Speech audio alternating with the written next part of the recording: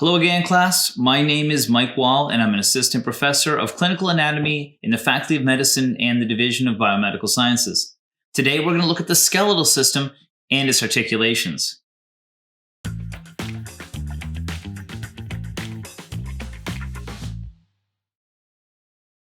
Essentially, the glenohumeral joint is responsible for shoulder movement, although there are two other joints that are involved with shoulder movement, the sternoclavicular and acromioclavicular joints. All of these joints move simultaneously, but the majority of movement occurs at the glenohumeral joint. This joint is a synovial ball and socket joint, and it permits a wide range of movement. As we'll see, the price for having a large range of motion is that it comes at the cost of stability. As a result, this joint relies heavily on ligaments and muscles for the stability that it does have. This image shows the surface anatomy of the shoulder girdle and the humerus. Now let's take a look at this x-ray of the shoulder joint showing the head of the humerus and how it articulates with the glenoid fossa of the scapula. Note that the humerus has a surgical neck here, and this will become important in another section. It's a fracture site that sometimes requires surgery, hence its name. Now here's a little humor about the humerus. When you hit your elbow and it hurts so badly, people will say you hit your funny bone. Well, the reason it's called the funny bone is because its anatomical name is the humerus. Now, I'm sure most of you have heard that one before, so it's not new. But let's get serious and take a closer look with some detail of the shoulder joint and how it works. This glenoid cavity is deepened by the addition of the glenoid labrum that completely encircles the glenoid cavity. The scapula also moves freely on the posterior side of the ribcage. This capacity for a large range of motion in the glenohumeral joint and the mobility of the scapula allows for the shoulder's broad range of movement. We talked about elevation, depression, protraction, and retraction of the scapula. When combined with the range of motion of the glenohumeral joint, we see that this is one of the most flexible areas of the body. There are also two prominences on the scapula, the coracoid process and the acromion process. Both of these structures have ligaments attached to them. The coracoid process is attached to the humerus by the coracohumeral ligament. It also attaches to the acromion process by the coracoacromial ligament. These ligaments serve to further strengthen the shoulder joint. You can probably appreciate from the diagram how the coracoacromial ligament restricts superior displacement of the humeral head. The most important ligaments are thickenings of the fibrous capsule called the glenohumeral ligaments, which help to hold the head of the humerus in the glenoid fossa. These are best seen inside of the joint capsule and serve to reinforce its anterior part. Next, we can see what an MRI of the shoulder looks like. Here you can see the large round humeral head as it articulates with the relatively shallow glenoid cavity of the scapula.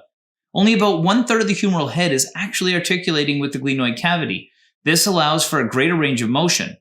This large humeral head combined with the shallow cavity allows different areas of the humerus to articulate with the glenoid cavity as movement occurs.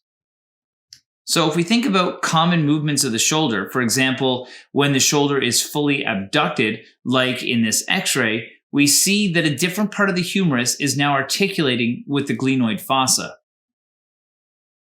On the left, you can see the humeral head and the joint space. If we look at the humeral head, it appears shiny and smooth due to the white articular cartilage surrounding it. This allows a semi-soft and relatively frictionless surface that can articulate with the glenoid fossa. If we look at the image on the right, there's a glenoid labrum, and you can easily distinguish it from the bony glenoid fossa. This fibrous tissue surrounds the rim of the glenoid fossa and adds extra depth to it. You'll see a lot of labrum injuries with athletes like baseball players, specifically pitchers, because of the force they place on the joint when throwing. Now on this side, you can see a shoulder joint dislocation. This would be, for example, a pitcher throwing a curveball or trauma caused by a fall. About 95% of shoulder dislocations are anterior, and if you remember from the previous presentation, anterior is the front and posterior is the back. In these dislocations, the humerus will slide forward out of the joint and will present itself like the image in the x-ray on the lower right. Here you can see that the humeral head is significantly forward. If we learn to trace the glenoid fossa, the yellow line, and the head of the humerus, the red line, these structures are completely reversed from where they would occur normally. and with experience, you can tell from the x-ray in which direction it's dislocated. Shoulder dislocation can result in damage or tears of the glenohumeral ligaments, and in some cases, the glenoid labrum. On this slide, you see the rotator cuff muscles. We won't focus on these specific muscles in this lecture, but I do want to introduce them as they relate to the shoulder joint. What's interesting about these muscles is that they get damaged very easily, so you hear a lot about people with rotator cuff injuries. This is because muscles of the rotator cuff actually support the shoulder joint and help make it stronger.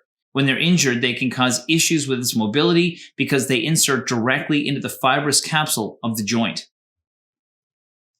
This slide shows a couple of other muscles, now there are many more, that help support the shoulder joint and make it more stable. These muscles are called the upper limb Axio-Appendicular muscles, and it's a big word, but simply means muscles that attach the appendage to the axial skeleton. Here we have the deltoid muscle and the pectoralis major is here. The pectoralis major is anterior to the shoulder and the deltoid forms the superior aspect of the shoulder musculature. Now, this is a summary slide of the features of the shoulder joint. If you learn the details of these structures, you'll understand why it's considered an unstable joint. It's classified as a synovial joint, and it's shallow ball and socket joint with the ball being much larger than the socket. The glenoid fossa is deepened, but not a lot, by the glenoid labrum. The fibrous capsule is thickened to form the ligaments, but the capsule is inherently lax. Muscles like the rotator cuff contribute to its stability, but even with other muscle reinforcements, it's still considered an unstable joint, but it is one of the most mobile.